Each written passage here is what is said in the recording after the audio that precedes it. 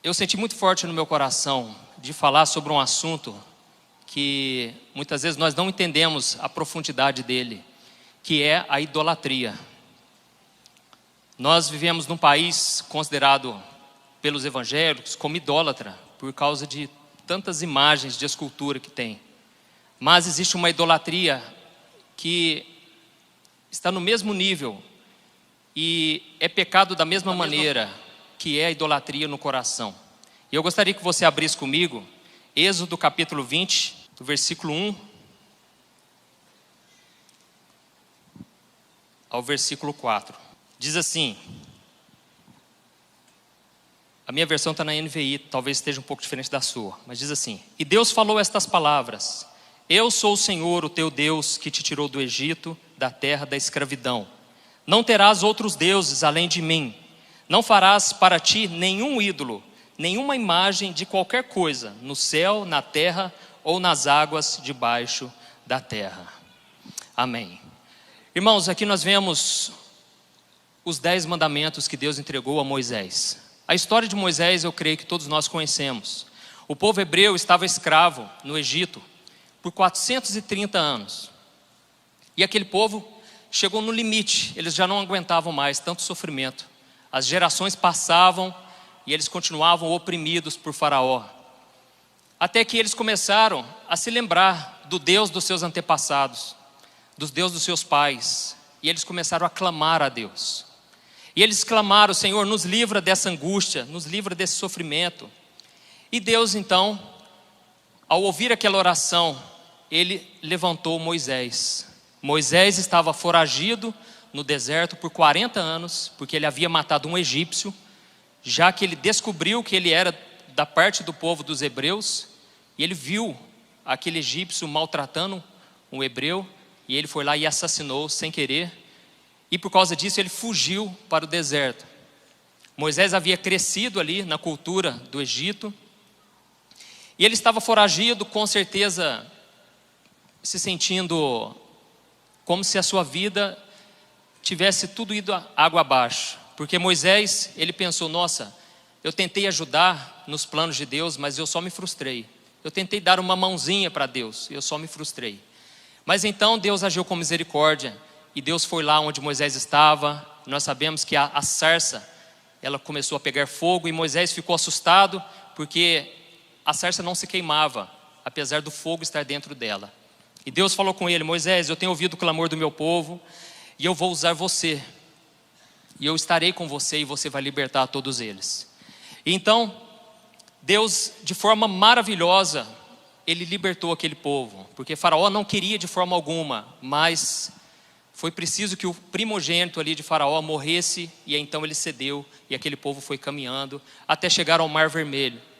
E de frente àquele mar, aquele povo se desesperou, e falaram: Moisés, você nos trouxe aqui porque faltava túmulo no Egito?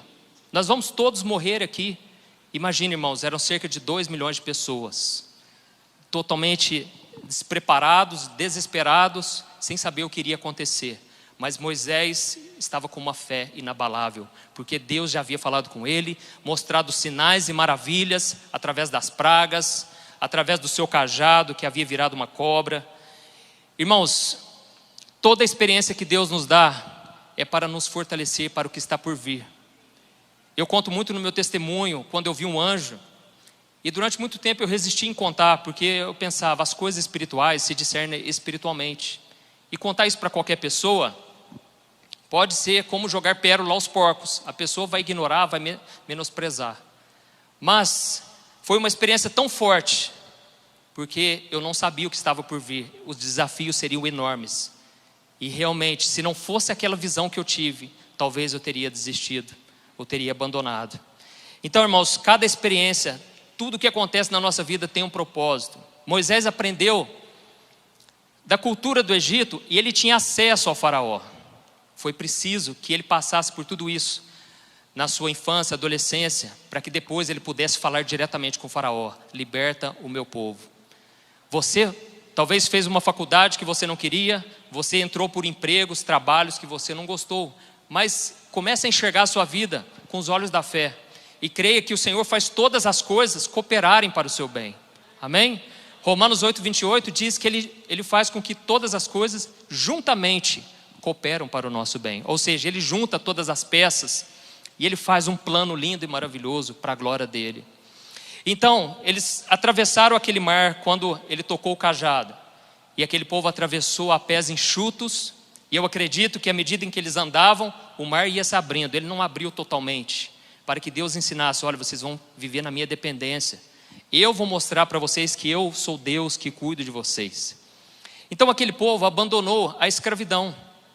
Eles deixaram de ser escravos fisicamente, mas Deus queria agora tirar a escravidão espiritual da vida deles. E por causa disso, Deus entendeu que aquele povo caminhando no deserto, eles precisavam de leis, eles precisavam de regras, porque senão ia virar uma bagunça e as pessoas não iam saber como servir a Deus. E aí o que aconteceu? Moisés ficou 40 dias no Monte Sinai, recebendo a tábua dos mandamentos, Deus escrevendo na tábua com o próprio dedo. E o fato de Moisés ter ficado 40 dias lá foi suficiente para aquele povo se esquecer totalmente do que Deus havia feito, os milagres, as pragas, a abertura do Mar Vermelho. E eles se esqueceram de tal forma que eles obrigaram o seu irmão Arão a fazer um Deus para eles. E eles pensaram: não queremos esse Deus não, esse Deus demora demais a resolver as coisas, esse Deus é invisível, nós queremos um Deus palpável. E eles obrigaram: você vai nos fazer um bezerro de ouro. E então, em volta daquele bezerro de ouro, em que eles foram juntando peças de roupa, objetos pessoais, e eles pegaram e transformaram aquele bezerro e começaram a dançar nus em volta daquilo ali. Virou uma orgia. Irmãos, aquele povo foi ao céu e ao inferno em menos de 40 dias. E aquele povo demonstrou que eles eram escravos espirituais. E Deus queria libertar eles. E aí a gente muitas vezes se vê e se pergunta: por que o povo de Israel era tão idólatra assim?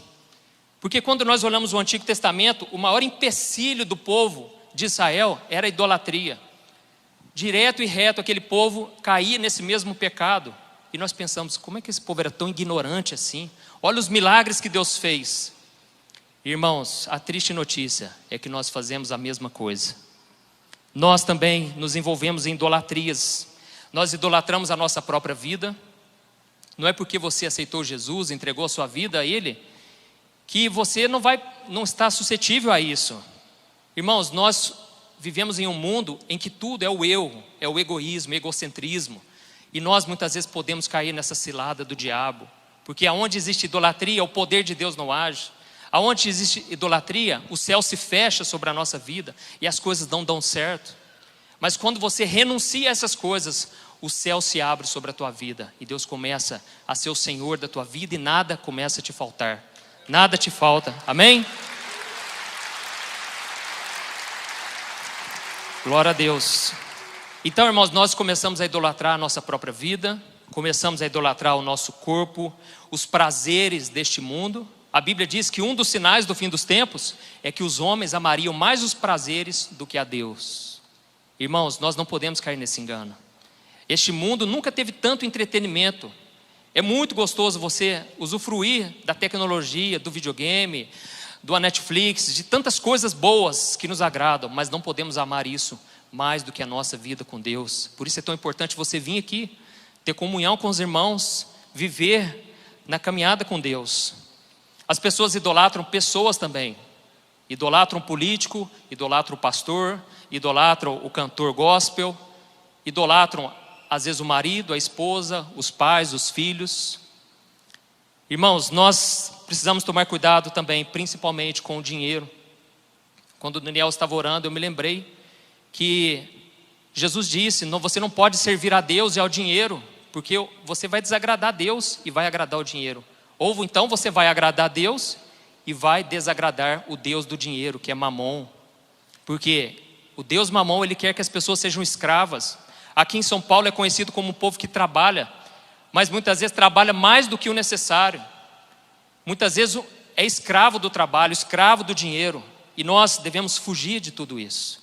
Então, irmãos, a raiz da idolatria é a cobiça pelas coisas terrenas.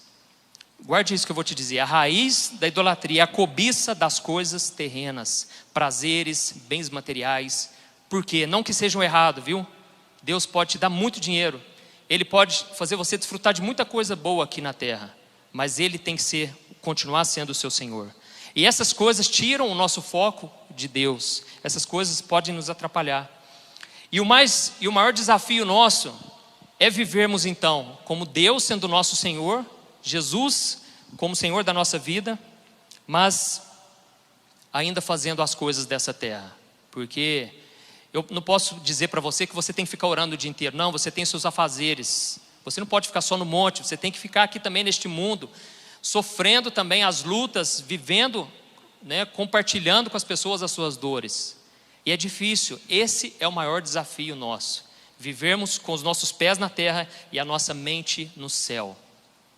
Mas quando você consegue viver este equilíbrio, aí então você começa a desfrutar da presença de Deus sem ignorar este mundo. E lá em Colossenses, se você puder ir lá, Colossenses capítulo 3, o versículo 1 ao 3.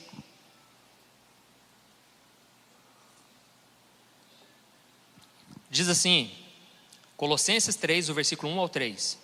Portanto, já que vocês ressuscitaram com Cristo, procurem as coisas que são do alto, onde Cristo está sentado à direita de Deus. Mantenham o pensamento nas coisas do alto e não nas coisas terrenas, pois vocês morreram e agora a sua vida está escondida com Cristo em Deus. Amém?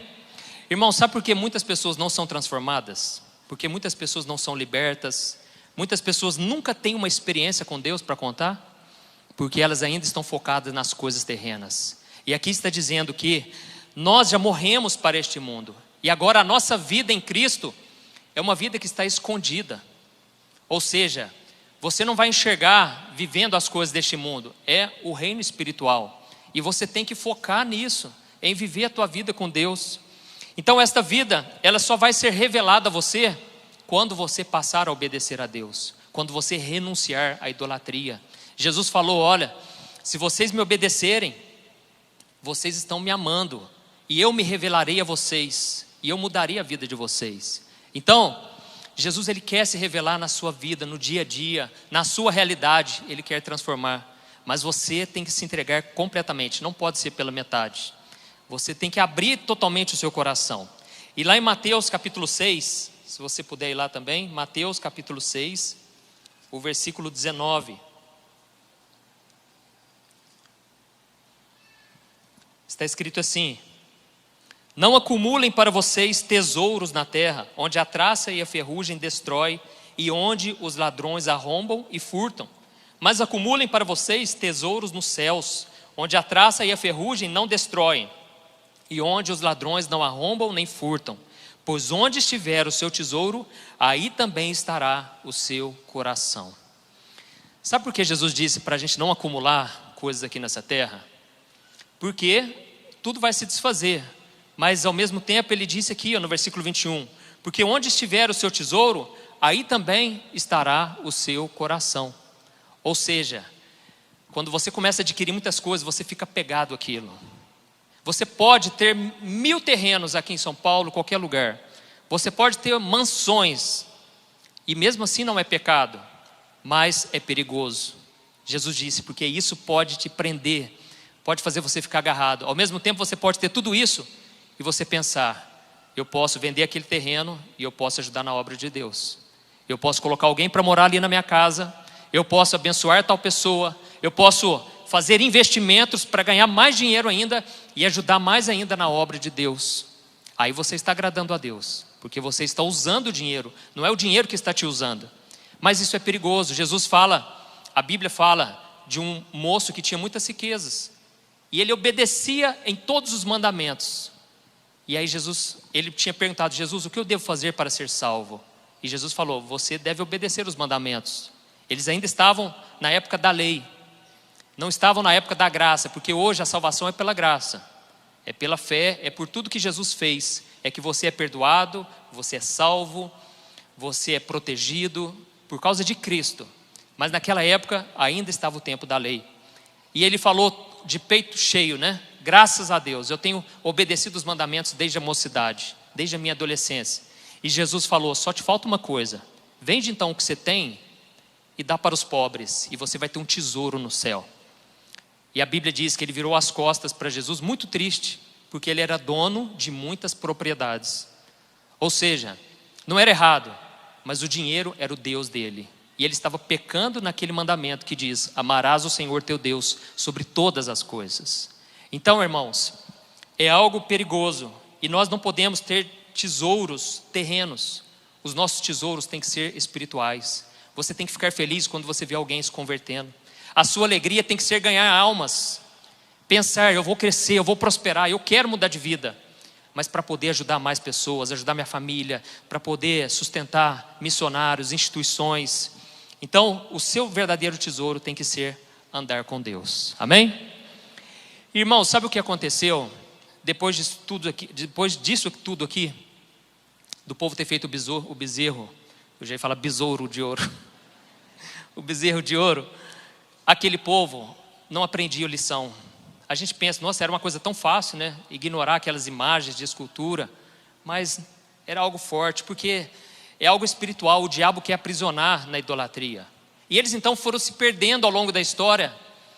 E o que aconteceu? Um dia, Deus encontrou no coração de um jovem, um coração puro, um coração que queria servir a Deus, só isso, ele só queria agradar a Deus. E ele encontrou nesse homem, um homem segundo o seu coração, um homem que amava ao Senhor e não tinha esses negócios de querer adorar outros deuses. E esse homem era Davi. E Davi então alegrou o coração de Deus, ao ponto de Deus levar o profeta Samuel e ungir a vida dele, mesmo quando ele era muito novo. E Deus deu uma promessa, um dia você vai ser o rei de Israel. Então Davi, ele não mudou o coração dele, ele não se soberbeceu, ele só queria obedecer a Deus. Com certeza ele tinha ansiedade de pensar, nossa, por que está demorando tanto? Como que vai acontecer isso tudo? Eu sou o menor da minha casa, nem os meus irmãos, o meu pai acredita em mim. Mas ele era um homem humilde e ele se preocupava somente em olhar para o alto, para adorar a Deus. A Bíblia diz que um dia ele se tornou rei, ele esperou o tempo certo e ele foi ungido como rei. A partir dali, a vida dele só andou para frente. Ele só vinha tendo vitórias. Ele já havia matado Golias, ele havia se tornado o chefe do exército de Saul, e através dele, Deus sempre dava vitória, porque Deus se alegrava com o coração dele. Porque quando Deus escolhe uma pessoa, Ele não mede o cérebro dessa pessoa, Ele não mede a intelectualidade da pessoa, o quanto ela tem capacidade, tem dons, talentos, não. Tudo isso é Deus que dá, mas Deus ele mede o coração. Talvez você pense assim, nossa, mas ninguém me dá oportunidade na igreja, eu sou o menor, nem na minha casa ninguém acredita em mim. Meu irmão, preocupe em agradar a Deus. Preocupe em demonstrar a Deus um coração quebrantado. E você vai ver que Deus vai fazendo as coisas no tempo certo e Ele vai te honrar. Amém? Glória a Deus. Eu falo isso porque quando Deus me chamou, eu ficava assustado de ver nas igrejas o quanto elas valorizam mais o cargo, mais um título, do que o caráter, do que uma vida com Deus. E eu muitas vezes ficava triste, mas eu pensava, não pode ser assim. Não é possível que uma pessoa que não quer buscar a Deus, as coisas dão tão certo na vida dela. E nós que estamos buscando a santidade, buscando andar com o Senhor, obedecer a Ele, e nós vamos ser menosprezados a vida inteira. Não pode ser assim. Irmãos, a igreja muitas vezes faz coisas que não agradam a Deus. E ela muitas vezes não está alinhada com o coração de Deus. Mas graças a Deus, aqui nessa igreja, nós temos visto homens sendo levantados, não porque são bons para falar, porque são bons para pregar, para cantar, não, mas porque tem um coração de adorador, um coração fiel ao Senhor. Então, Davi começou a acertar muito. Irmãos, era sempre vitória após vitória. E aí quando você começa a acertar muito, você pode ficar soberbo. Da mesma forma, quando você erra muito, você pode ficar deprimido. Basta olhar para a sua vida. Você quer acertar, você quer andar com Deus. E quando você cai, você pode ficar deprimido. E é por isso que nós devemos viver pela fé. É por isso que devemos viver não dependendo das circunstâncias, não agindo de acordo com os nossos sentimentos, mas de acordo com a palavra que Deus nos deu. Viver na dependência do Senhor, obedecendo a sua palavra. E aí um dia, ele simplesmente não quis ir lutar. Ele não quis ir para a guerra. E ele ficou no seu palácio, caminhando pelo palácio, enquanto os homens estavam lá ralando. Sendo que Davi era um homem de guerra. Um homem que era na frente da batalha, era o exemplo do povo. Enquanto ele passeava, ele cobiçou, olha a idolatria. Ele cobiçou uma mulher tomando banho. Foi descobrir quem era a mulher de um dos soldados, uma mulher casada. Sendo que o rei naquela época tinha muitas mulheres, podia ter, não porque Deus aprovava, mas era permissão de Deus, era uma outra época. Sendo que no Novo Testamento a Bíblia diz que o homem deve ser marido de uma só esposa. Irmãos, ele cobiçou essa mulher e ele não se contentou em olhar apenas. E ele quis partir para o ato. O problema é quando a pessoa ela se afunda tanto na pornografia e fica tão viciada naquilo que ela pensa, eu nunca vou fazer nada além disso. Mas pode acontecer como aconteceu com Davi. E ele então mandou chamar aquela mulher, ele tomou a força a ela, mas antes ele mandou o marido dela ir para a frente da batalha, porque ele sabia que ele tinha muito mais chance de morrer. E ele morreu, aquele homem. Davi estava cego, um abismo foi puxando outro abismo. E então essa mulher se engravidou, só que esse menino nasceu morto. Ele faleceu e Davi chorou muito. E ele ficou muito mal, e ele caiu em si, e ele se arrependeu. O Salmo 51, ele mostra o arrependimento de Davi, porque Deus mostrou para ele, através do profeta Natã, o quanto ele tinha ido longe demais.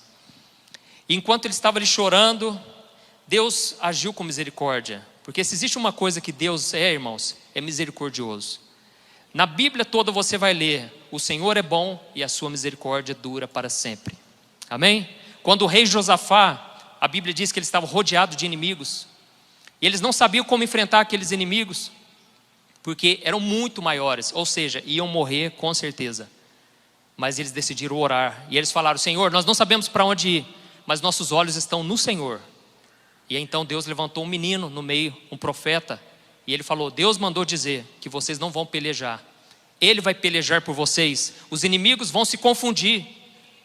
E sabe como vai ser essa vitória? Vocês não vão pegar em armas. Vocês simplesmente vão louvar o Senhor. Sabe qual foi o louvor dele?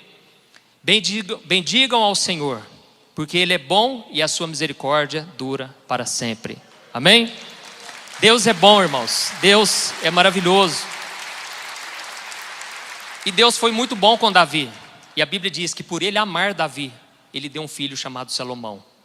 E Deus falou, através de você, Davi, toda a sua geração vai ser abençoada. Eu não vou pesar a mão quando eles errarem muito, porque eu te amo. Então Salomão, ele se tornou rei. E agora nós vamos ver sobre a vida dele. E o que aconteceu a partir dele. E o que a idolatria pode causar. 1 Reis, capítulo 11. O versículo 1.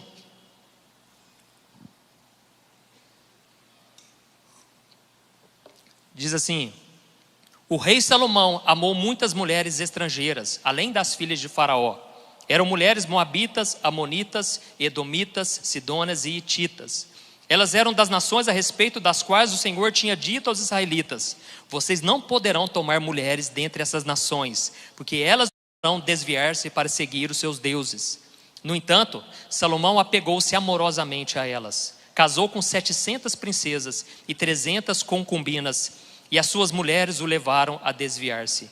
À medida em que Salomão foi envelhecendo, suas mulheres o induziram a voltar-se para outros deuses, e o seu coração já não era totalmente dedicado ao Senhor, o seu Deus, como fora o coração do seu pai Davi. Ele seguiu Astarote, a deusa dos Sidônios, e Moloque, o repugnante deus dos Amonitas. Dessa forma, Salomão fez o que o Senhor reprova, não seguiu completamente o Senhor como o seu pai Davi. Irmãos, Salomão, ele também teve as suas cobiças, mas o problema é que ele não se arrependeu como Davi. A qualidade maior de Davi era o seu coração quebrantado. E a Bíblia diz que um coração quebrantado, Deus não resiste. Deus, ele está no mais alto e sublime trono, mas ele está perto dos que têm um coração quebrantado. É o que a Bíblia diz. E Davi, ele chorou amargamente, ele se arrependeu, ele quis pôr um ponto final naquilo. Nunca mais ele queria cobiçar uma mulher casada. E Davi, mudou de vida realmente, mas Salomão não. Ele seguiu o mesmo passo, só que ele não se arrependeu, e aquilo foi tomando uma proporção tão grande, porque ele se achava o poderoso, era o rei, e naquela época o rei dominava o mundo inteiro. E ele então subiu novamente o sucesso para sua cabeça, porque tudo dava certo, se tornou o homem mais rico, mais sábio de todos os tempos. E ele então se casou aí com 1000 mulheres que a gente viu, e depois dele, sabe o que aconteceu? Ninguém mais conseguia seguir o coração de Davi.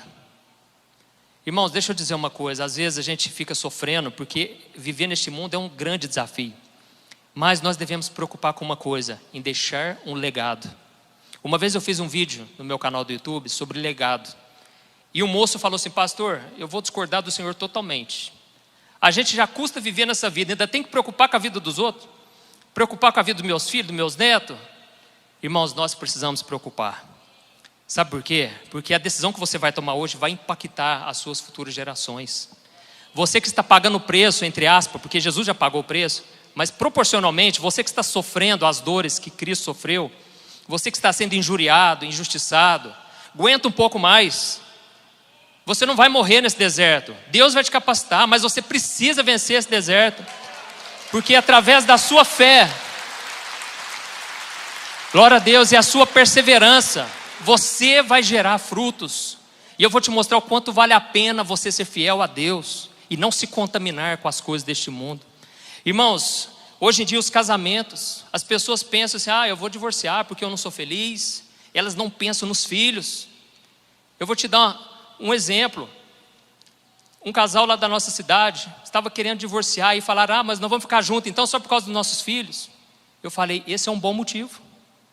Às vezes vocês têm que aguentar um pouco mais por causa deles.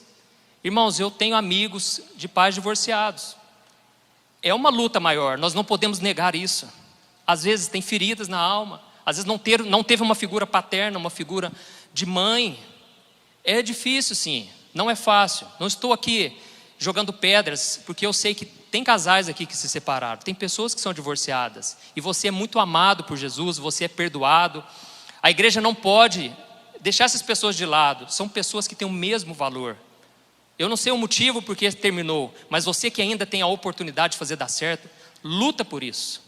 Não divorcie por qualquer besteira, porque isso vai impactar as outras gerações. Irmãos, a partir de Salomão, os homens não conseguiram mais andar de forma reta diante de Deus. E aí você vai continuar lendo ali o capítulo 12, o 13, o 14, o 15. A Bíblia só vai dizendo: e o rei foi fazendo pior do que o anterior. E o outro rei, os sucessores, os filhos, os netos foram se corrompendo, foram se desviando de Deus. Até que chegou um momento que eu quero ler com você. 1 Reis capítulo 16, o versículo 30. Até que chegou ao pior rei de todos, o rei Acabe. Olha a continuação. 1 Reis capítulo 16, o versículo 30. Acabe, filho de Onri, fez o que o Senhor reprova, mais do que qualquer outro antes dele. Ele não apenas achou que não tinha importância cometer os pecados de Jeroboão, filho de Nebate, mas também se casou com Jezabel, filha de Etibaal, rei dos Sidônios, e passou a prestar culto a Baal e a adorá-lo. No templo de Baal, que ele mesmo tinha construído em Samaria, Acabe ergueu um altar para Baal. Fez também um poste sagrado. Ele provocou a ira do Senhor, o Deus de Israel, mais do que todos os reis de Israel antes dele. Irmãos, aqui nós vemos um líder cruel, um líder que não tinha nada a ver com Deus, não queria saber das coisas de Deus, apesar de conhecer a palavra de Deus.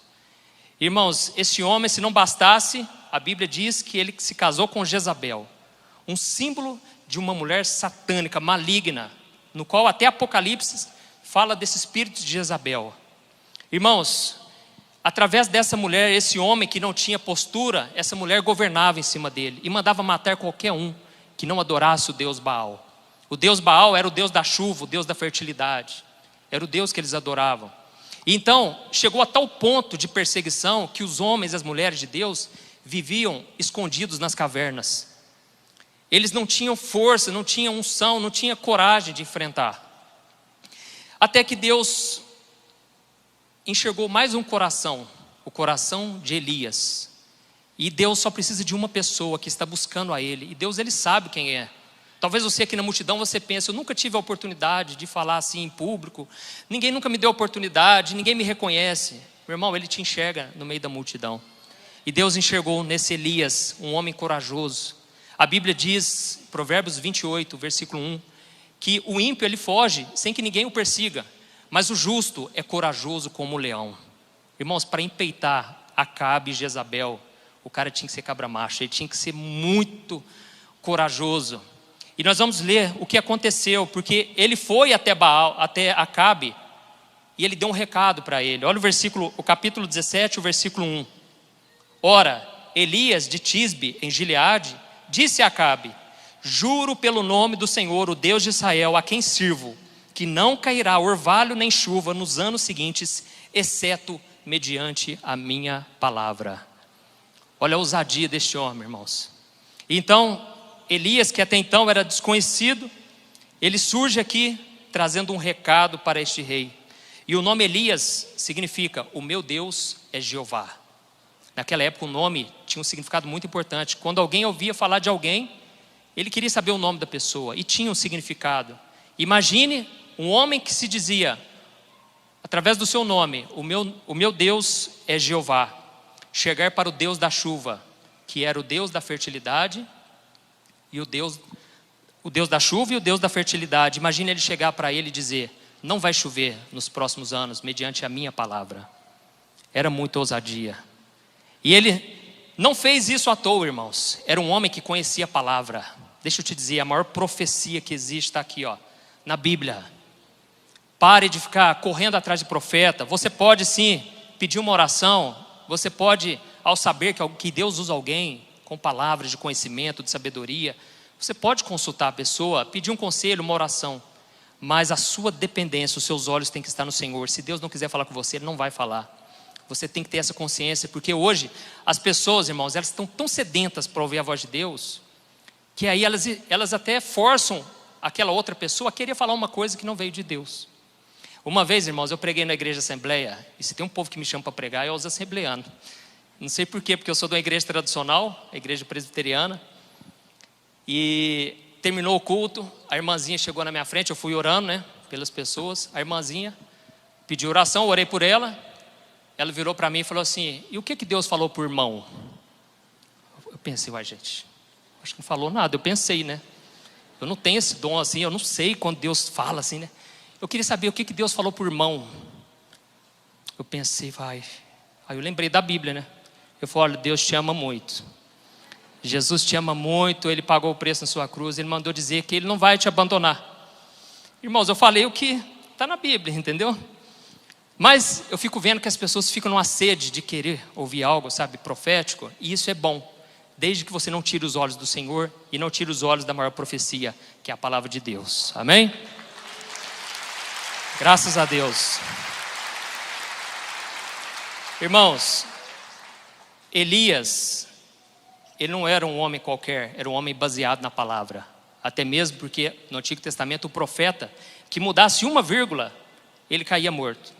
Diferente de hoje, existe uma profetada tão grande no nosso meio, é Deus o tempo todo, Deus falando através deles, na mente deles, eles acham que Deus está falando, mas é só coisas para saciar o ego, que não tem nada a ver com Deus, E Elias então, ele profetizou em cima de uma palavra, e eu queria que você fosse comigo lá em Deuteronômio capítulo 11, o versículo 16, olha o que está escrito. Diz assim: por isso, tenham cuidado para não serem enganados e levados a desviar-se para adorar outros deuses e a prostrar-se perante eles. Caso contrário, a ira do Senhor se acenderá contra vocês, e Ele fechará o céu para que não chova e para que a terra nada produza. E assim vocês logo desaparecerão da boa terra que o Senhor está dando para vocês. Olha isso, irmãos, aqui está dizendo: só tome cuidado. Deus vai abençoar vocês. Era uma exortação ao amor, à obediência. Deus vai abençoar, mas não adore outros deuses, porque quando vocês começarem a adorar outros deuses, o céu vai se fechar contra vocês e a terra não vai produzir mais nada. Irmãos, é interessante que se você for lá em Tiago 5, o versículo 17, no Novo Testamento, olha o que está escrito. Elias era humano como nós. Ele orou fervorosamente para que não chovesse, e não choveu sobre a terra durante 3 anos e meio. Irmãos, eu imagino Elias lendo a Bíblia, as Escrituras, e ele pensando, peraí, aqui está dizendo que se a gente adorar outros deuses, se prostrar diante deles, o céu vai se fechar. Esse rei Acabe aí, ele não tem só adorado, ele está fazendo todo mundo adorar, inclusive o povo de Israel. Esse homem, ele tem que pagar um preço, e Deus, ele vai cumprir a palavra dele. E é por isso que a Bíblia diz que ele orou fervorosamente para que não chovesse. A oração dele era o seguinte: Deus, cumpra a tua palavra. Cumpra a tua palavra, Senhor. Faz justiça, Senhor. Esse povo está brincando com o Senhor. Não deixa chover sobre a terra. E a Bíblia diz que não choveu e Deus honrou ele. Sabe por quê? Porque Deus zela pela sua palavra para cumpri-la. Amém? Deus, ele tem interesse não com a palavra do homem, mas com a palavra dele. Qualquer pessoa que subir aqui e falar da palavra, automaticamente já é boca de Deus. Porque ele está falando da palavra e Deus tem compromisso com a palavra. Então, irmãos, voltando para 1 Reis, o capítulo 17, nós vamos ver a continuação. 1 Reis, capítulo 17, o versículo 2 ao 4. Olha o que aconteceu depois que ele entregou essa palavra ao rei Acabe. Depois disso, a palavra do Senhor veio a Elias: saia daqui, vá para o leste e esconda-se perto do riacho de Querite, a leste do Jordão. Você beberá do riacho e dei ordens aos corvos para o alimentarem lá. Irmãos, ali, Deus que já sabia de tudo, Deus já conhece o futuro. Quando você está dormindo, Deus está trabalhando por você. Você está descansando, mas Deus dá enquanto você dorme. Deus está te guardando, te protegendo. Você não sabe o que vai acontecer no dia seguinte, mas Deus já ordena os anjos e Ele te protege. E assim é o nosso Deus. Então Deus queria proteger ele de Jezabel, daquele homem. Mas não somente isso, Deus queria dar lições para Elias. Deus queria preparar ele para coisas maiores. É sempre assim, irmãos. Deus sempre vai te preparar para algo maior, para uma nova realidade. O próprio Deus disse: clame a mim e eu te mostrarei coisas grandes e ocultas que você ainda não sabe. Amém? Você vai reparar na sua vida, Deus já tem te levado a novas realidades que você não conhecia. E quanto mais você buscar o Senhor, mais Ele vai acrescentando. Como diz a Bíblia, o caminho do justo é como a luz do raiar do sol. Vai brilhando, brilhando, até ser um dia perfeito. A tendência é a sua vida só melhorar. Por mais que as lutas venham, talvez até aumente as lutas, mas a sua fé aumentou, a sua perseverança aumentou, a sua experiência, porque a Bíblia diz: a aprovação gera experiência. Você vai tirando mais de letra as provações e as lutas. Então, a primeira lição que Deus queria dar para Elias está no versículo 3. Saia daqui, vá para o leste e esconda-se perto do riacho de Querite, a leste do Jordão. Deus falou: agora você vai sair desse palácio e você vai se esconder por um tempo. Irmãos, às vezes nós precisamos nos retirar por um tempo. Não para que as pessoas sintam falta de nós, não, mas para que a gente lembre quem nós somos.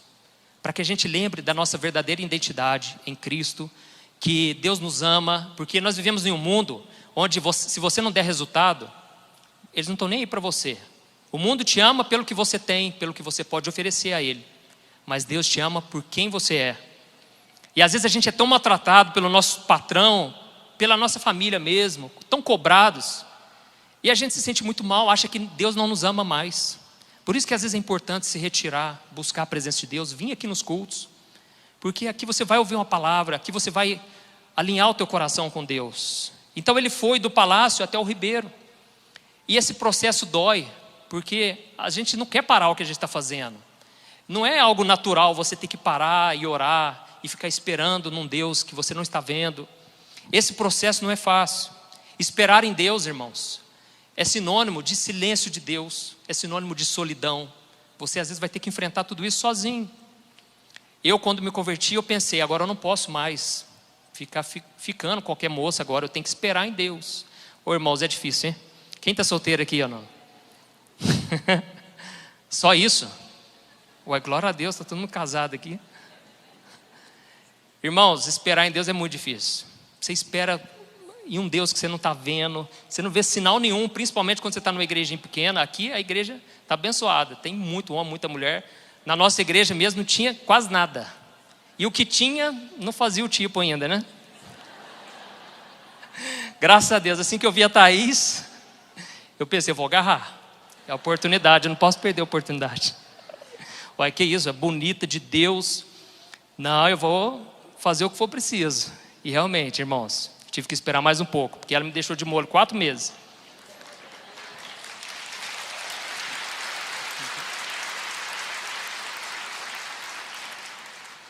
Eu vou dar um recado aqui para as mulheres. Você quer atrair a atenção de um homem, seja difícil. Porque a Thaís foi tão difícil. Quanto mais difícil ela era, mais eu não tirava os olhos dela. Eu pensei, gente, quem que é essa que recusou, né, o meu chamado? Porque como tinha pouca opção, direto e reto eu recebia uma cartinha. A irmã falava, olha, Deus falou comigo que é você. Aí eu virava para ela e falava, então manda ele falar comigo, que ele não falou ainda não. Mas quando eu encontrei a Thaís, ela não estava querendo relacionamento.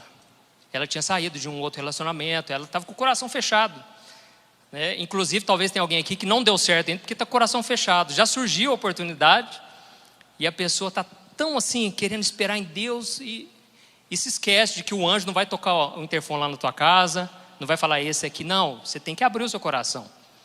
Irmãos, demorou 4 meses para a gente dar o primeiro beijo. Como foi difícil. Aí no dia que a gente marcou, né, o beijo, era na praça lá, no calçadão da nossa cidade, chama calçadão lá.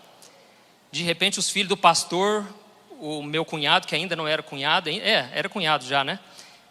Todos eles quiseram sair para comer cachorro quente. E falou, nós podemos ir com vocês? Irmãos, os planos foram frustrados. Ficamos um tempão lá comendo esse cachorro quente e eu pensando, não vai rolar. Tivemos que deixar na casa deles, fui embora, na hora que eu fui embora o Espírito Santo falou comigo, fica em paz. Vai chegar, vai dar certo.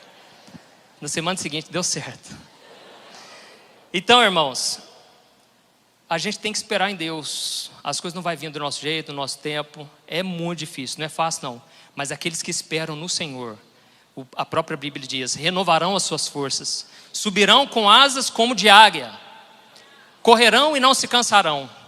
Irmãos, quando eu me converti, Deus também me pôs de molho, sabe? Porque eu fiquei uns 2 anos sendo taxista dos meus irmãos da igreja. Porque eu fiquei sozinho, solteiro, meus irmãos na fé, tudo namorando. Cada fim de semana eu saía com a turma e era eu que levava eles, porque eu era o único que tinha o carro. Mas irmãos, foi um tempo que eu cresci espiritualmente que vocês não querem saber. Eu tinha cada experiência, porque eu tinha liberdade, né? Os que estavam namorando, não, eu já tinha que sair para agradar a namorada, o namorado, enquanto eu ia nas vigílias. Enquanto eles iam comer lanche, eu estava lá buscando a Deus. Mas foi um tempo que eu subi com asas como de águia. Foi um tempo que Deus fez uma obra tremenda. E eu só contava para eles as experiências, eles ficavam assim, bobo de ver. Mas também não fazia parte deles, não queria buscar. Durante o culto ficava de mãozinha dada, não podia nem levantar a mão. Né? Não tinha essa liberdade. Então o solteiro, a Bíblia diz, ele cuida das coisas do Senhor. Quando você começa a cuidar das coisas do Senhor, Deus vai preparando tudo no tempo certo. Amém? Sua hora vai chegar, irmãos. Estou profetizando aqui, você vai casar, pode ficar tranquilo. Mas espere em Deus, hein? E o que acontece? Outra coisa acontece. Quando você está querendo obedecer a Deus, Ele sempre vai estar te podando. Jesus disse, aquele que está ligado a mim, o Pai, que é o agricultor, Ele poda, para que dê mais frutos ainda. Então esse é um processo, você vai ter que começar a acostumar. Porque nem sempre as coisas vão deslanchar e vai dar certo até o fim. Não, às vezes Ele vai te podar. Será que é porque Deus é mau? Não, Ele quer que você dê mais frutos ainda. É que se a gente se acostuma com o sucesso, aquele sucesso nosso vira um fracasso. Você perde o seu potencial e você se contenta com aquilo. Irmãos, falando um pouco daquilo que muita gente já sabe, eu dirigi a igreja na parte dos jovens. Ia 5 jovens, 3, às vezes não ia ninguém. Às vezes a única pessoa que ia era a Thaís e a esposa e a namorada de um outro amigo meu. Não ia ninguém. E eu achava que Deus, o milagre dele era o seguinte, lotar a igreja. No dia que eu entendesse que lotou a igreja, porque está fluindo, Deus está agindo. Sendo que enquanto aquele ia um grupinho de pessoas, eles sempre falavam, nossa, mas a palavra falou tanto comigo hoje, obrigado, viu? Só que aí chegava no culto que vem, a pessoa não ia, eu achava, falou nada. Essa pessoa falou para me agradar só. Irmãos, Deus fez muita coisa, mas por quê? Eu não estava enxergando, que Deus já estava agindo.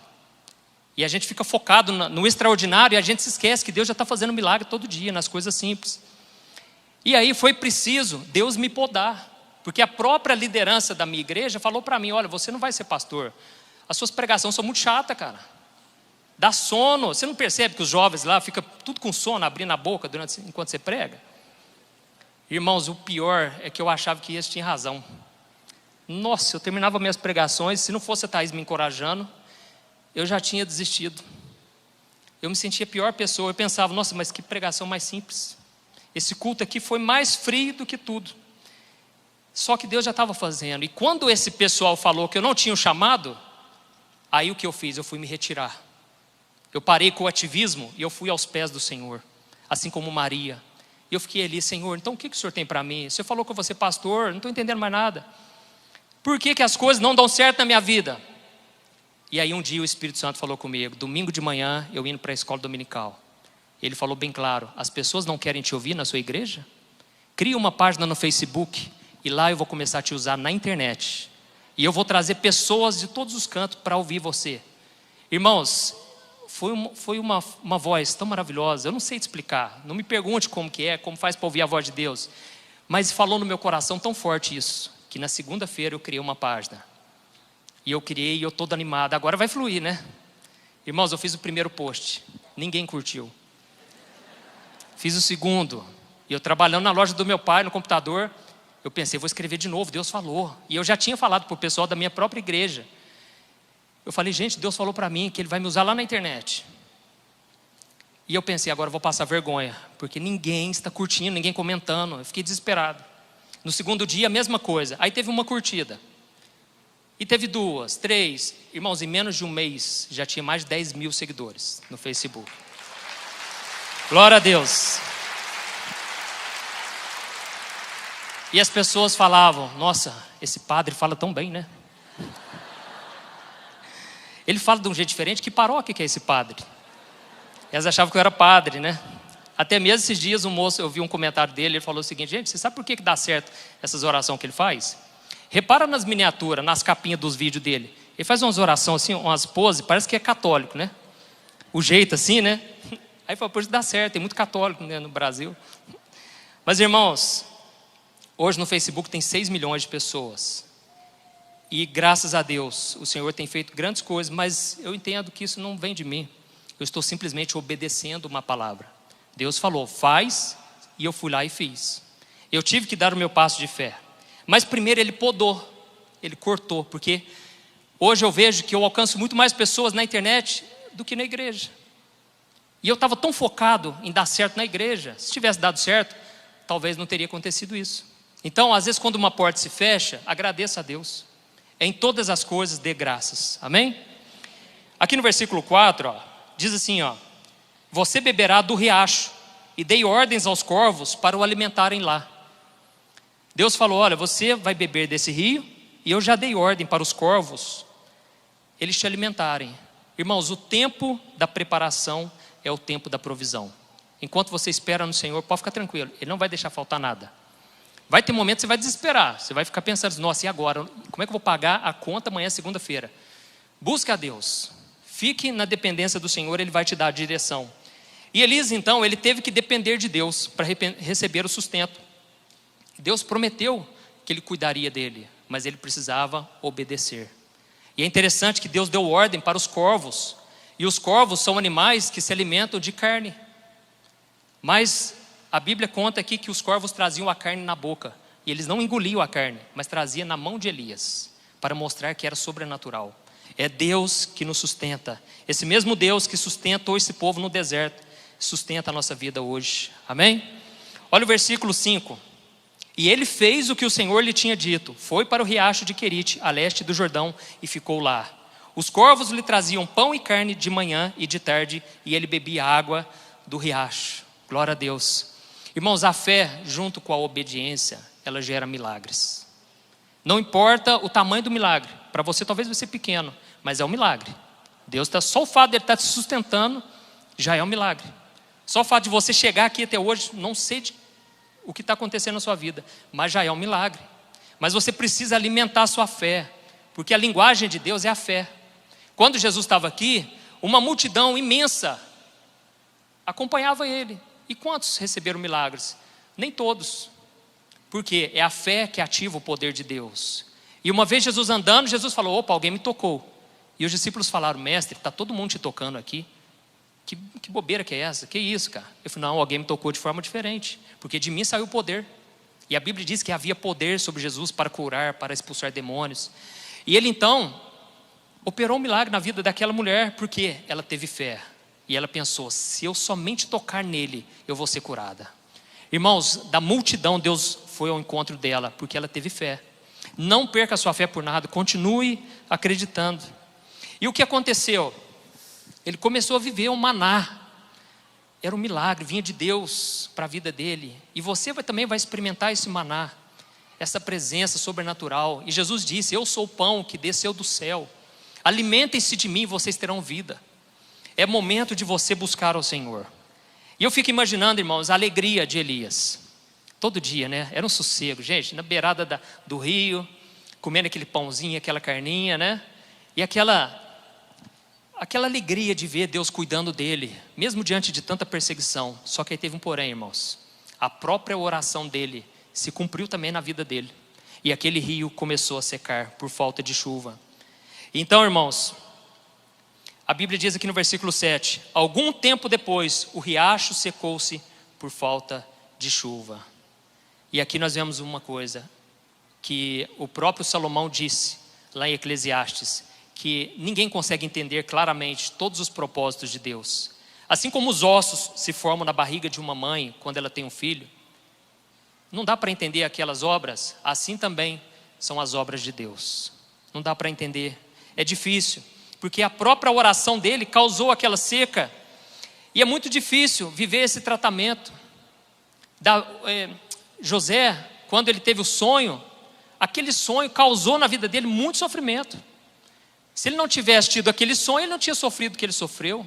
Estava tudo bem na sua família, mas aquele sonho foi o que fez ele ser expulso de casa, vendido como escravo, lançado no poço. Irmãos, tudo porque Deus havia colocado um sonho na vida dele. Parece que quando Deus tem uma obra na nossa vida, a gente vira um alvo número 1 do diabo, não é assim? Quando Jó era um homem de Deus, Deus falou: você está vendo meu servo Jó? Parece que Deus colocou Jó na parede. Colocou numa situação muito difícil. Falou para Satanás: olha, está vendo esse aí? Ó? Ele me serve.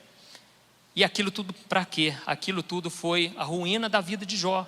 Mas ao mesmo tempo, Deus permitiu, e Deus envergonhou Satanás, e Deus prosperou na vida dele.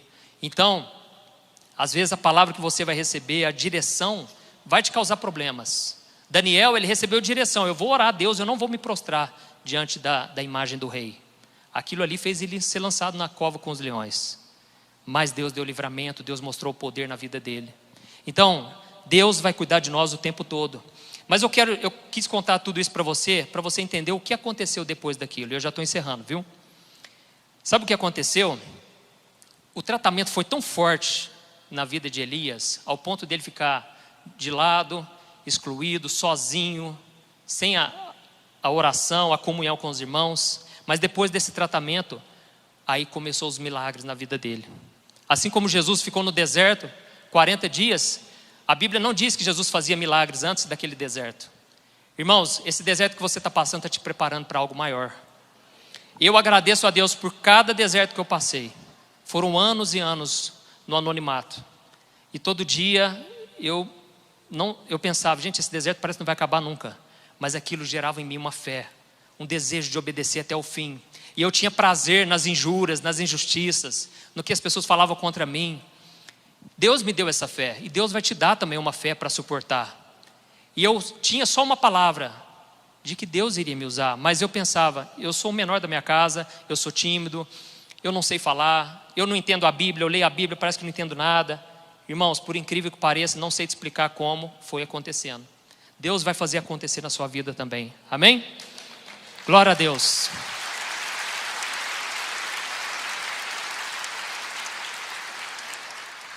E quando você menos imaginar, Deus vai usar uma pessoa para falar com você, Deus vai falar diretamente com você, o Espírito Santo vai te tocar. É no meio do deserto que vai vir um manancial de águas. Deus, ele vai virar a chave na tua vida. Deus é um Deus que muda realidades. Então, você que é mulher, que está sofrendo hoje no teu casamento, ore um pouco mais, interceda pela vida dele. Deus pode tocar no coração deste homem. Eu sei de um testemunho muito forte, da família de um amigo meu. O pai saía com muitas mulheres, mas a esposa sempre orando: Deus, abre os olhos, ele está cego espiritualmente. Irmãos, um dia, de madrugada, ele ligou a televisão, era uma pregação do R.R. Soares. Ali sozinho, sem ninguém colocar a mão, sem ninguém falar nada, ele ajoelhou e as lágrimas desciam. Ele entregou a vida para Jesus. No dia seguinte ele falou assim: olha, me perdoe por tudo. Reconciliou com a esposa. Nunca mais ele fez o que ele fazia antes. Deus mudou a vida totalmente dele. Hoje você encontra com ele, eu não sei o tamanho da fé que aquele homem tem. Está sempre firme com Deus, sempre falando das promessas, sempre lendo a Bíblia. Ele encontra e ele fala: pastor, eu não paro de ler seu livro. Todo dia de manhã antes de trabalhar. Virou crente, irmãos. Esse é o nosso Deus. Não pense assim: mas tem tanta gente lá na igreja, não converte nada. É muito difícil alguém desse tipo converter. Meu irmão, quando Deus toca alguém, não tem como. Não é o homem que toca, é Deus. Amém? Glória a Deus. Quando eu estava conhecendo a Thaís, a mãe dela chegou em mim. Não pense que foi fácil. Ela falou assim: olha, eu sei do seu passado, viu? E eu queria saber o seguinte: tem possibilidade de você voltar a ser quem você era? Eu falei para ela: esse Juninho de trás já morreu. Não tem mais jeito. Eu nasci, pode confiar, eu converti mesmo. Não foi de fachada, não. Não foi assim, fogo de palha, não. Realmente eu tive um encontro com Deus. Aí eu falei: não, então tá bom. Então eu te abençoo. Então, irmãos, sabe o que aconteceu ali? Eu vou resumir, porque senão vai tomar muito tempo. Mas Deus fez 7 milagres na vida de Elias. E ele só fez esses milagres depois dessa experiência do deserto, de ficar ali, excluído ali por um tempo. O primeiro milagre, quando ele saiu dali, Deus falou para ele: você vai chegar numa casa de uma pessoa, vai ter uma viúva lá morando com o filho dela. E essa mulher vai te sustentar. Irmãos, porque ali o riacho tinha secado, os corvos pararam de ir, mas ele foi até a casa dela. Chegou lá, essa mulher serviu um bolinho de fubá, delícia. E aí, sustentou ele, só que tudo aquilo foi acabando. E aí Deus deu a próxima direção. Deus é sempre assim, ele não vai te revelar tudo, pode ficar tranquilo. Ele falou para Abraão: sai daqui que eu vou te mostrar uma terra. Mas não falou mais nada, né? Inclusive tem um filme, eu aconselho você a assistir, está na Netflix, chama Ressurreição. Fantástico. E aí mostra a visão de um soldado romano. E o que eu acho interessante daquele filme é que Jesus não aparecia toda hora para os discípulos depois de ressurreto. E realmente é o que a Bíblia diz, ele apareceu aqui, apareceu lá, não aparecia toda hora. E Deus é assim, porque ele precisa que você cresça. Imagine Deus falar com você em todo culto que você vier, que Deus te visitar e você chorar, e você sentir aquela paz. Aí você não cresce, você tem que passar pelas provas para ele ver se você está realmente dependendo dele. E aí, o que aconteceu? Através dele, o primeiro milagre: farinha e azeite não acabaram durante os 3 anos e meio de seca. Irmãos, não secou aquele azeite que estava dentro da botija. Todo dia colocava e não acabava. Foi um milagre. Aí o que aconteceu? O filho dela começou a passar mal, da noite para o dia, e veio a falecer. Essa mulher desesperou, falou: você veio aqui para trazer maldição para nossa casa? Foi só você chegar aí, ó. E aí Deus falou com ele: não, mostra para ela que eu sou contigo. Ele simplesmente deitou sobre o menino, colocou mão com mão, pé com pé. Esse menino ressuscitou. Irmãos, as coisas começaram a fluir na vida de Elias, que eu acho que ele assustava. Ele não estava acostumado com aquilo. A Bíblia diz, ele era humano como qualquer um de nós. E a gente tem uma mania de endeusar homens e mulheres de Deus e pensar: aquele é o homem do poder. Não, irmãos, nós não somos ninguém, nós somos tudo iguais. Sem Deus nós não somos nada. É o poder de Deus que age. Mas esse homem assustou: opa, fluiu o poder de mim. Glória a Deus. Irmãos, quando eu vejo as pessoas contando testemunho para mim, eu penso: nossa, eu não acredito nisso, não é possível. Será que ela falou só para me agradar? Mas a pessoa fala: olha, eu estou aqui para te dizer, Deus mudou minha vida, meu marido converteu, minha família inteira está te ouvindo, meu filho estava nas drogas, não para de ouvir suas orações. Aí na hora eu penso: eu não posso trazer isso para mim, e eu devolvo toda a glória para Deus, porque é Deus quem opera, e Deus quer operar na tua vida. Ou você acha que você nasceu de novo para ficar aqui esperando o céu chegar? Não, você não é só um membro de igreja, você tem parte com Cristo. Você é o embaixador do reino de Deus. Irmãos, sabe o que aconteceu? O filho dela ressuscitou. Um milagre tremendo, irmãos. Depois, o terceiro milagre, no capítulo 18, ele enfrentou os profetas de Baal. Foi um momento que era para ele se desesperar, porque eram 450 homens na frente dele, mas ele já estava cheio de Deus, sabe por quê? Ele já tinha passado por provações lá atrás, e ele agora estava preparado. Se fosse antes, ele ia covardar, mas ele orou com ousadia. Ele falou: eu vou fazer o seguinte, nós vamos colocar aqui um altar. O Deus que mandar fogo é o Deus verdadeiro. E o que aconteceu? Aqueles homens ficaram chicoteando, fazendo malabarismo ali para ver se o Deus Baal deles tinha algum poder. E ele falou, ele começou a rir, irmãos. Ele começou a rir, falou: ele deve estar dormindo. Deve ter ido passear esse Deus de vocês, porque não está fazendo nada. Cadê o Deus de vocês? Ele zombou dos inimigos. Olha a unção, olha a autoridade que Deus deu para Elias. Não era Elias, Deus deu para ele. Irmãos, e aí quando ele simplesmente orou, ele falou: Deus, cumpra a tua palavra aqui. Irmãos, desceu um fogo do céu, consumiu o holocausto inteiro. E não só isso, tinha uma água em volta lá. Deus lambeu aquela água. De forma sobrenatural, a água sumiu. Irmãos, o poder de Deus foi tremendo. Esse foi o terceiro milagre. E não parou mais, irmãos. A vida dele começou a fluir, porque ele já estava com o coração alinhado com Deus. Terceiro sinal, 1 Reis 18, 42. Ele orou e a seca acabou. Ele falou: enquanto eu disser, vai ter seca. Até que chegou um momento, 3 anos e meio. A Bíblia diz que ele subiu no monte, levou um amigo dele, um ajudante. E ele falou assim: você vai olhando lá para ver se está começando a chover. E eu vou orando daqui. E ele orava, e nada. Até que um momento o ajudante falou assim: parece que eu vi uma nuvenzinha lá. Meu irmão, vamos vazar, vamos correr, porque vai chover. Ele viu aquela nuvenzinha como um grande sinal, e ele correu. A Bíblia diz que ele correu mais do que os cavalos com as carroças que estavam lá. O pessoal disparou a correr. Veio uma unção tão forte nele que ele correu mais que todo mundo. Irmãos, olha a unção que estava sobre a vida desse homem. O quinto milagre, até que chegou um momento que, assim que Jezabel ficou sabendo que ele havia acabado com os profetas de Baal, aquela mulher, ela ficou mais endemoniada do que já era. Entrou mais demônio nela do que no mundo inteiro. Entrou tudo nela. E ela falou assim: eu vou acabar com a raça desse Elias. E aí ele não aguentou. E aí ele se escondeu numa caverna, porque ele era um homem igual a nós, irmãos. Ele fraquejou. Aí ele falou: não, eu aguentei tanta coisa aí, mas essa aqui eu já não dou conta. Porque eu sei que essa mulher manda matar, e mata mesmo. Só que quando ele estava na caverna, Deus falou: Elias, o que fazes aí nessa caverna? E aí Deus mandou um anjo ali, e esse anjo alimentou Elias. A Bíblia diz que ele estava tão desgastado, porque a gente é assim também. E existe um problema, irmãos, na igreja evangélica, pelo menos aqui no Brasil. Você não pode ficar doente, você não pode ficar cansado, você não pode ficar desanimado, como se isso tudo fosse uma grande falta de fé. Irmãos, nós estamos aqui com o nosso corpo debilitado. Paulo disse: a cada dia esse corpo meu me desgasta mais, é cansativo, mas o meu interior se renova a cada dia. Irmãos, não tenha medo de revelar suas fraquezas. Não tenha vergonha de dizer para o seu pastor: olha, eu não dei conta, eu cheguei até aqui, eu aguentei muito, já fiz muito por Deus, para Deus, mas hoje é o meu limite. Talvez você está aqui hoje, e nós vamos orar aqui, viu, irmãos, daqui a pouco. Você não está suportando mais, mas assim como o anjo alimentou Elias, Deus vai te alimentar também. E o renovo que você vai receber aqui vai te fazer caminhar muito mais longe do que você já chegou. Amém? Quantas vezes eu cheguei no fim da minha linha e eu pensei: não tem mais nada que possa acontecer.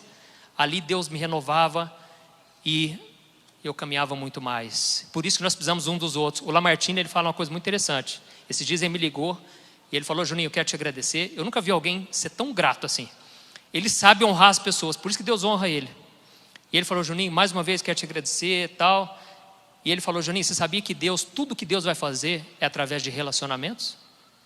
Deus não faz nada se não for por relacionamentos. E eu falei: nossa, é verdade, não tinha pensado nisso. E é por isso, irmãos, está cansado, está ruim, vem na igreja, vem buscar Deus, amém?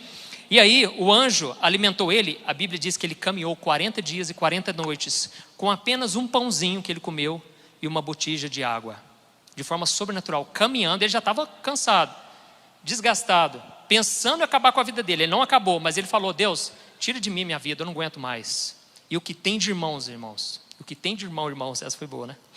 E o que tem de gente, irmãos, pedindo para Deus levar, que não é brincadeira. As pessoas encontram comigo e falam: pastor, eu já estou pedindo para Deus me levar faz muito tempo.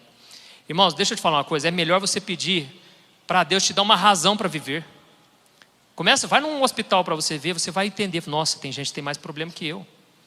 Espera aí, calma aí, eu estou vestido, eu estou me alimentando, tá certo, estou passando por lutas, mas meu irmão, é hora de você renovar a sua fé no Senhor.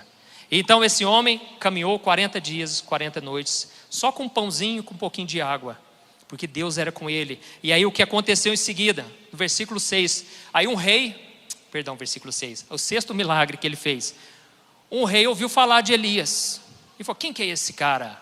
Fiquei sabendo que ele matou os profetas de Baal, esse cara é um Zé Ninguém, esse cara não é nada.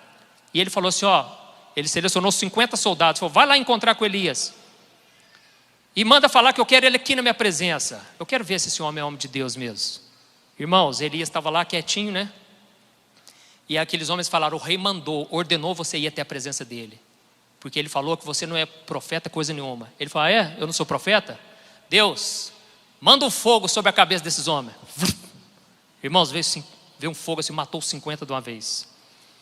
Não é para você fazer essa oração não, viu gente? Eu acho que os discípulos de Jesus, eu acho que eles leram essa passagem, porque a Bíblia diz que quando Jesus estava para ser morto lá em Jerusalém, ele falou para Tiago e João, eles eram conhecidos como filhos do trovão, ou seja, eles tinham um ímpeto muito forte, um temperamento muito forte. E interessante que depois, se você ler a carta de Tiago e a carta de 1 João, 2 João, 3 João, você vai reparar no seguinte, que esses homens eram conhecidos como apóstolos do amor. Olha o que Deus faz. São conhecidos como apóstolos do amor. Só falam de amor. Aquele que não ama, não conhece a Deus. Como você pode dizer que ama a Deus que você não vê, se você não ama os seus irmãos a quem você está vendo? Só falava de amor. E aí Jesus mandou esses dois ir lá, né? E ele falou o seguinte, olha, vocês vão chegar numa cidade, Samaria, e lá você vai pedir para eles um jumentinho. Porque eu vou entrar pelas portas de Jerusalém num jumento. Pede para eles. Quando eles chegaram lá e contaram para os samaritanos falaram, o quê? Esse Jesus aí está querendo ir para Jerusalém? Não vamos emprestar não. Esse jumento não vai para ele não. Não vamos emprestar, porque os samaritanos tinham uma rixa com os judeus. Os samaritanos acreditavam que tinham que orar no monte deles, porque era ali que Deus respondia. E os judeus acreditavam que era em Jerusalém. Então tinha uma rixa entre eles. E eles não quiseram emprestar. Para quê, irmãos? Tiago e João chegou para Jesus e falaram, Jesus, eles não quiserem emprestar. A gente pode orar para que fogo caia na cabeça deles e mate eles? Eu acho que eles estavam lendo essa passagem de Elias, né? Aí Jesus virou para eles e falou, olha o seguinte, vocês não sabem de que espécie de espírito vocês são. Vocês têm o Espírito Santo, irmãos. Ele falou, vocês não podem orar, porque eu não vim para destruir a vida dos homens, eu vim para salvar. Irmãos, o que tem de crente com essa mentalidade? Eu estou orando, ontem mesmo, eu com a minha esposa, a gente estava vindo no táxi, eu conversando, aí surgiu o assunto de política, né? Ele falou assim, olha, a minha maior vontade é ver o Lula ou o Bolsonaro cair morto no chão. Eu falei, que isso, cara? Não, para acabar com essa guerra, cara, é a disputa dos dois, nenhum dos dois presta. Eu falei, moço, não pode fazer isso não. Mas irmão, eu não sei se era evangélico, eu espero que não é possível, né? Mas esse tipo de oração não funciona, viu? Deus não tem prazer nenhum na morte do ímpio. Pelo contrário, deseja que ele se arrependa. Ore, abençoe. Não fique compartilhando mensagenzinha de política, falando mal de política, viu gente? Por favor, vai orar. Gaste tempo orando, tá bom? É o que aconteceu. Glória a Deus.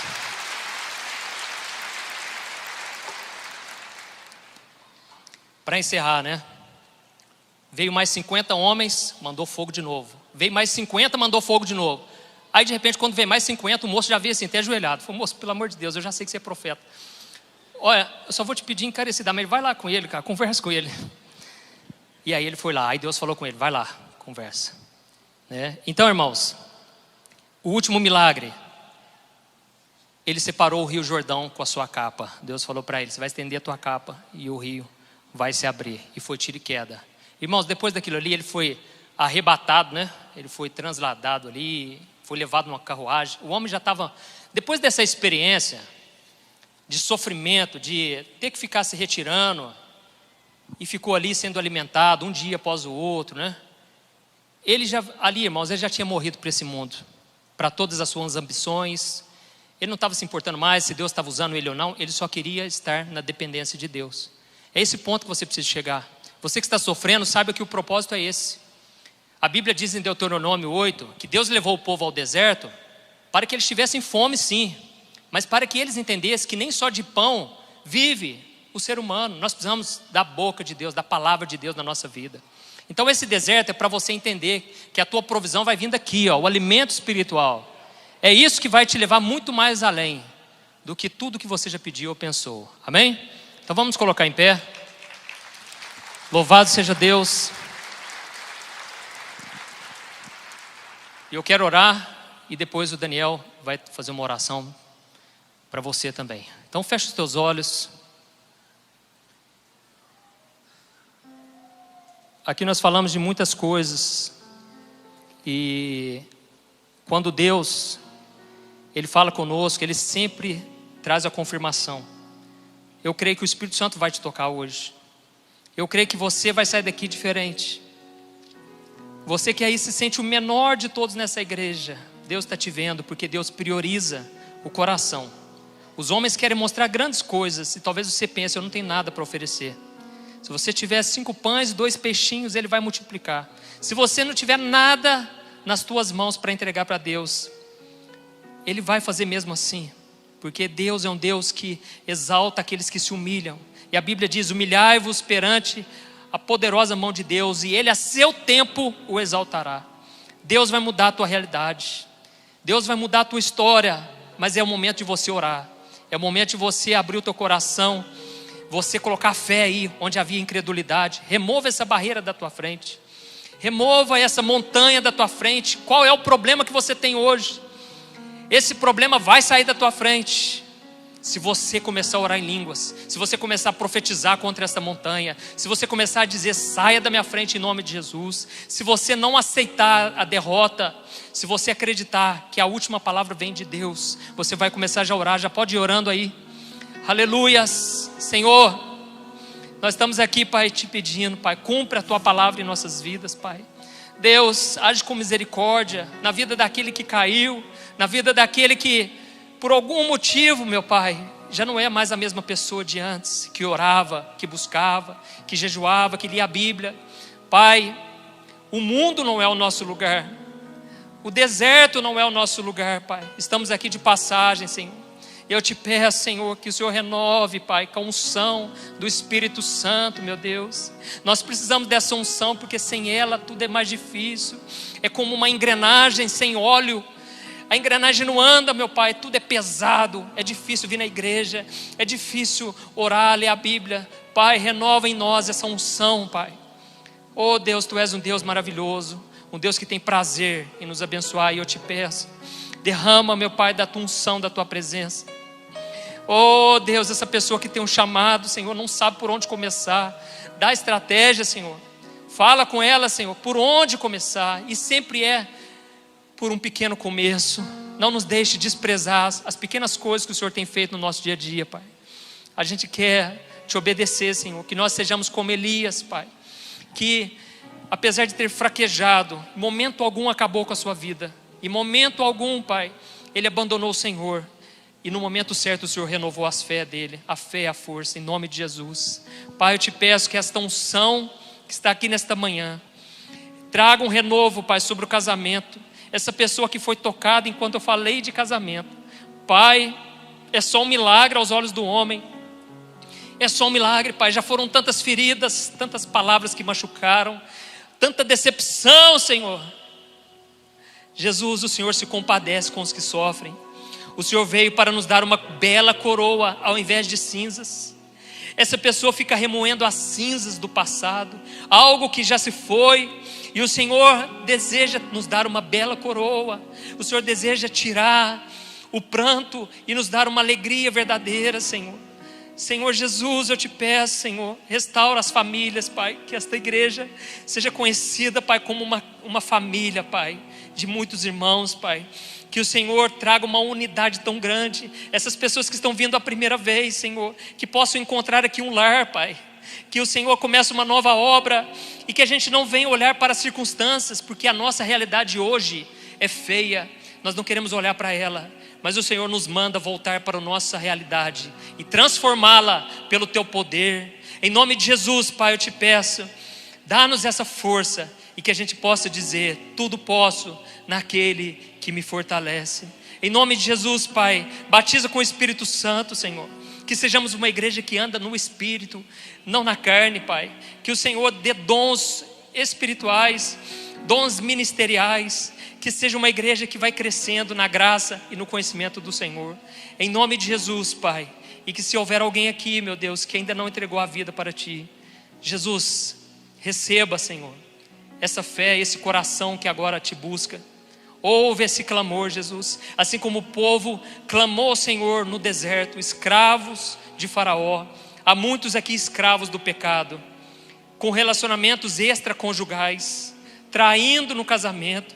Pai, essa pessoa não consegue se desvincular do mundo, porque ela está presa, está amarrada espiritualmente. Mas eu declaro que essas correntes estão caindo agora, em nome de Jesus. Essas correntes estão se desarmando agora, em nome de Jesus. Essa pessoa está livre, em nome de Jesus. Glórias a Deus. Vamos aplaudir ao Senhor, irmãos.